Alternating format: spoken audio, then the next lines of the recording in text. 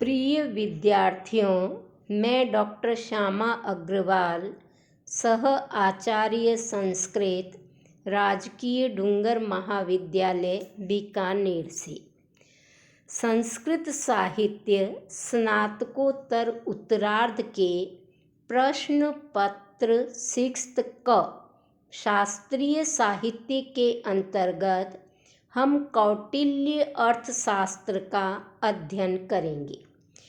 कौटिल्य अर्थशास्त्र के प्रथम प्रकरण के द्वितीय अध्याय का शीर्षक है राजवृत्ति। राजवृत्ति के अंतर्गत सर्वप्रथम विद्या विभाग है। विद्या कौटिल्य 4 प्रकार की मानते हैं: आन्वीक्षिकी, त्रयी, वार्ता और दंड नीति।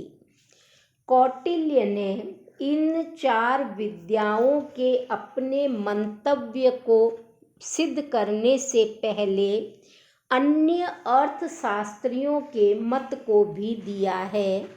जैसे कि मनु 3 मानते हैं: त्रयी, वार्ता और दंड नीति, क्योंकि वो कहते हैं कि आन्वीक्षिकी को त्रयी विशेष होने के कारण उसका अलग से गणना नहीं करनी चाहिए। इसी प्रकार जो बृहस्पति है वो वार्ता और दंड नीति 2 ही प्रकार की विद्याएं मानते हैं। त्रयी का वो वार्ता में ही अंतर्भाव कर देते हैं।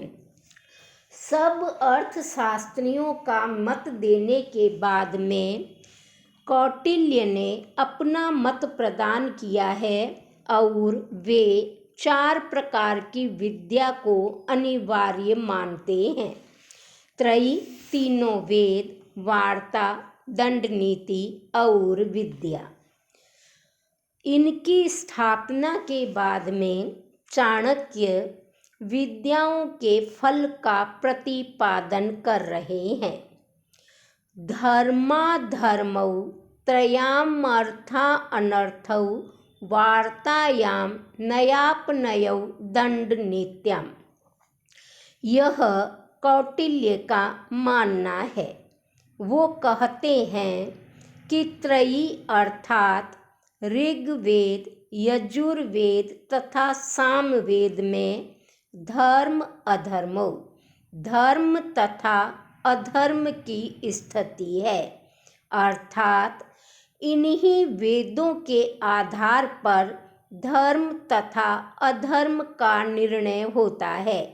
धर्म का मोटा मोटा अर्थ समझें तो करणीय कार्य तथा अधर्म अकरणीय निषेधात्मक कर्म, जिनको करने से कोई हानि न हो वह धर्म है, तथा जो हमारे लिए अनुचित है, निषेधपरक है, वही अधर्म है।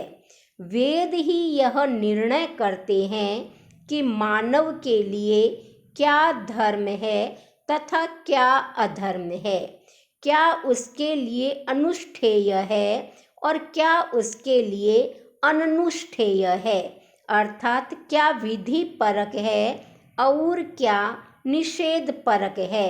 इसका संपूर्ण ज्ञान वेदों के कारण ही होता है, वेदों के माध्यम से ही होता है। यद्यपि वेदों में भी अर्थ, अनर्थ, नय, अपनय आदि विषयों का प्रसंगवश प्रतिपादन किया गया है, तथापि प्रधान रूप से वेद धर्म और अधर्म का ही प्रतिपादन करते हैं। अनुष्ठेय रूप से जिसका वेदों ने निर्देश कर दिया वही धर्म है, तथा अनुष्ठेय निषेध रूप से जिस कर्म का निर्देश कर दिया वही अधर्म है, ऐसा हमको समझना चाहिए। प्रधान रूप से धर्म प्रतिपादन और अधर्म प्रतिपादन वेदों में प्राप्त होता है, अतः धर्म प्रतिपादकता ही मानी जाती है, अर्थ, काम, मोक्ष आदि की प्रतिपादकता नहीं।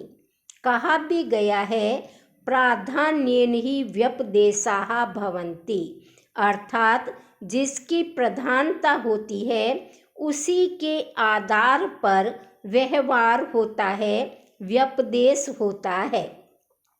जैसे हम उदाहरण के रूप में समझें, मल्लोग्रामः इत्यादि कहा जाता है, यानी कि यह मल्लों का गांव है। यद्यपि उस गांव में मल्ल के अतिरिक्त और लोग भी रहते हैं, परंतु मल्लों की अधिकता होने के कारण उन्हीं के नाम से व्यवहार देखा जाता है। हम आधुनिक संदर्भ में तो समझें तो भी चौक का नाम रख दिया जाता है, कोचरों का चौक, वैद्यों का चौक इत्यादि। यद्यपि वहाँ अन्य धर्म, अन्य जातियों के लोगों के भी निवास स्थल है, परंतु किसी समय उसी जाति विशेष की प्रधानता होने के कारण उस एरिया विशेष का नाम उसी के आधार पर प्रचलित हो जाता है। इसी प्रकार वेदों में अन्य विषयों का भी प्रतिपादन है, परंतु मूल रूप से धर्म का प्रतिपादन होने के कारण उसी नाम से ही कहा जाता है। इसी प्रकार हमें वार्ता तथा दंड नीति में भी समझना चाहिए। अभिप्राय ये है कि वार्ता में अर्थ अर्थात विहित काल में बीज बोना आदि से शुभ फल की प्राप्ति का प्रतिपादन किया गया है, और अनर्थ अर्थात बीज बोने के लिए विहित काल विधान को न मानते हुए ही बीज बोने की क्रिया करने से शुभ फल की प्राप्ति का अभाव होता है, इन सब का प्रतिपादन है। यही वार्ता का मुख्य प्रतिपाद्य है। फिर भी प्रसंगवश अन्य विषयों का प्रतिपादन होने पर भी कोई दोष नहीं माना जाता, क्योंकि मुख्य प्रतिपाद्य विषय तो अर्थ और अनर्थ ही है। इसी प्रकार दंड नीति का मुख्य प्रतिपाद्य विषय नए और अपनये है। मूल का अर्थ यह है कि त्रयी का मूल प्रतिपादन विषय है धर्म और अधर्म। वार्ता का मूल प्रतिपादन है अर्थ और अनर्थ। दंड नीति का मूल प्रतिपादित विषय है नय अपनय। नय माने नीति न्याय, अपने माने अनीति अन्याय। इनका बिल्कुल स्पष्ट कथन इन विद्याओं में किया गया है, और इन विद्याओं का यही फल जो है वो इसका प्रतिपादन करती है। वार्ता चूंकि खेती से संबंधित ज्ञान को प्रदान करती है, तो उसमें सब कुछ बताया गया है कि कौन से उचित काल में बीज बोना चाहिए, पानी देना चाहिए, फसल काटनी चाहिए। ऐसा करने से ही अर्थ की प्राप्ति होती है, अर्थात शुभ फल की प्राप्ति होती है। कौन से समय में बीज बोने से अनर्थ की प्राप्ति होती है, इन सब का स्पष्ट निर्देश है। इसी प्रकार जो दंड नीति है उसका मुख्य प्रतिपाद्य विषय है न्याय और अन्याय।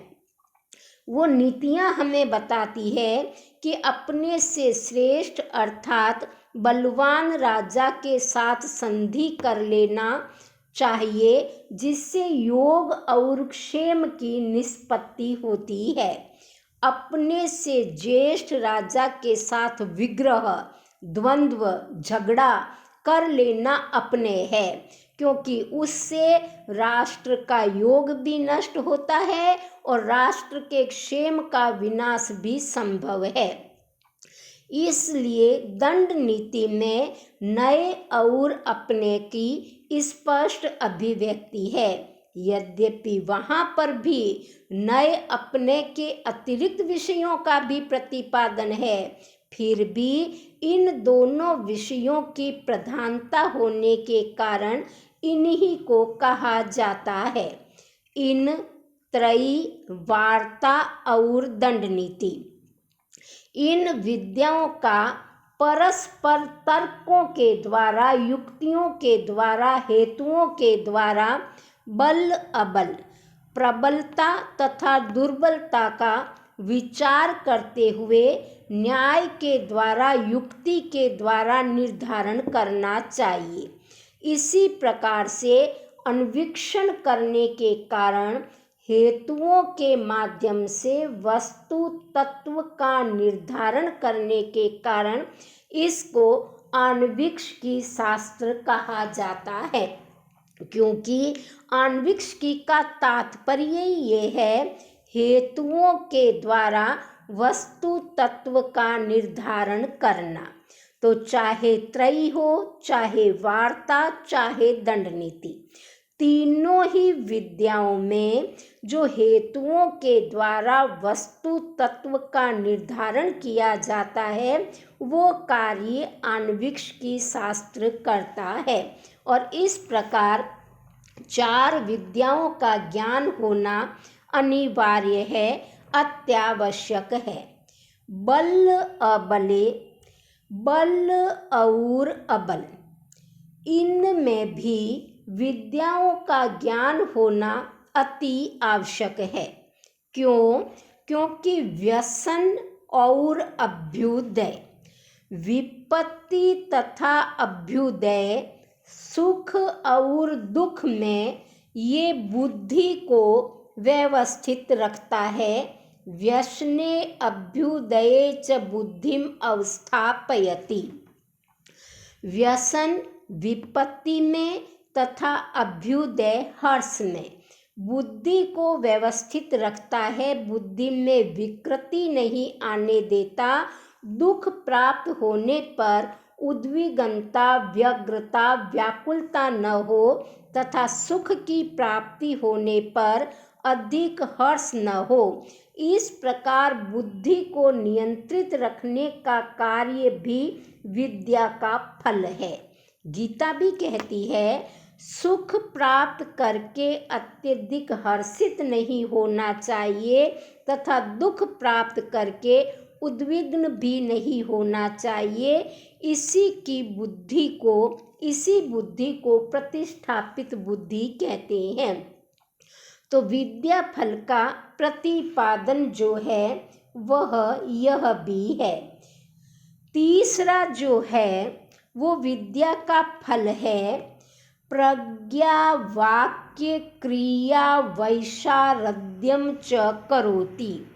प्रज्ञा, वाक्य तथा क्रिया का वैशारद्य संपन्न करना। वैशारद्य का अर्थ है पटुता, कुशलता, चतुराई, दक्षता। अर्थात विद्या विचार, वचन तथा कर्मों के अनुष्ठान में निपुणता प्रदान करती है। तो यह भी विद्या का ही फल है जो तीसरा फल है। जब व्यक्ति या राजा इन वस्तुओं को प्राप्त कर लेता है तब वह अपने कार्य में दक्ष हो जाता है और उस दक्षता, उस निपुणता के कारण व्यक्तिगत रूप से या राष्ट्र की रक्षा के विषय में कभी भी असफल नहीं होता है। ये इन विद्याओं के ज्ञान का फल है। अर्थात 4 प्रकार की विद्याएं जो कौटिल्य ने अर्थशास्त्र में मानी हैं, आन्वीक्षिकी, त्रयी, वार्ता और दंड नीति, उनका यह फल है। इन फलों का प्रतिपादन ये चारों विद्याएं करती है।